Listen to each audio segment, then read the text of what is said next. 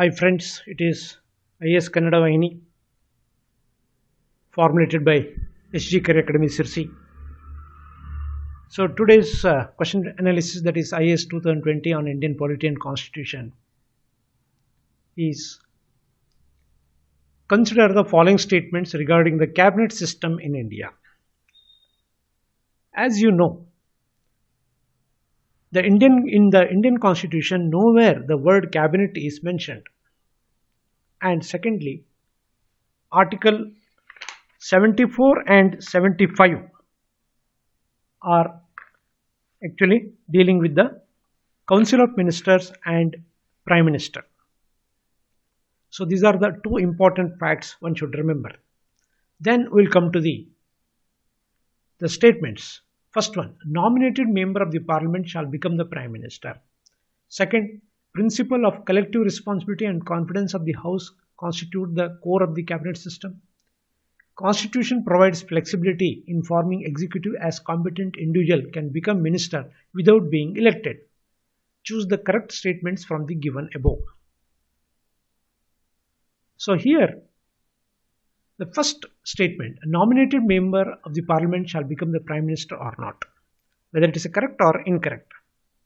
Technically speaking, it is correct only, because it is nowhere it is mentioned that only elected member should become the prime minister, who is the head of the cabinet. Even non-elected member also can become the prime minister, provided he gets elected within 6 months of the, you can select general election or whatever. So there is no bar, technically there is no bar as far as the first statement is concerned.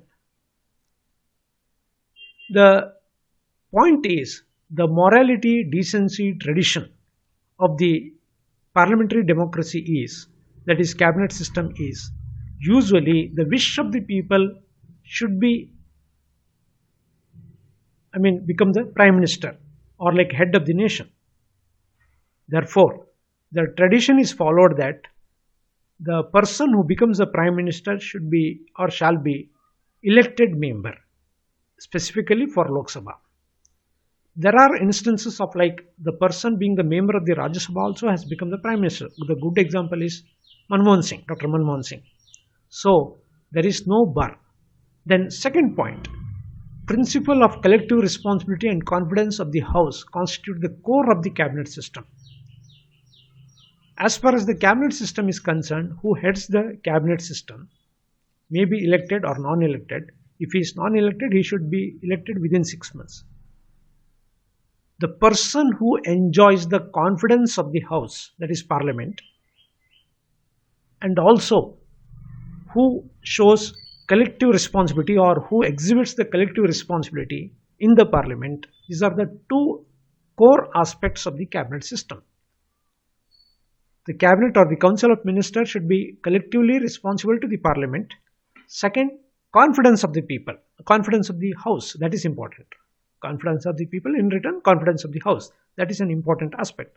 If these two factors fulfilled, then anybody can become the prime minister, no problem at all. Third, the constitution provides flexibility in forming the executive as competent individual can become the minister without being elected.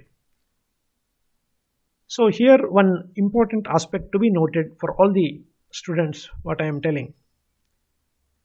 Indian constitution gives some kind of flexibility in the council of ministry or the formation of the cabinet.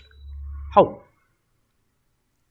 The person who is competent but unfortunately he was defeated in the election or he is defeated in the election, then his competency or the ability should not be ignored.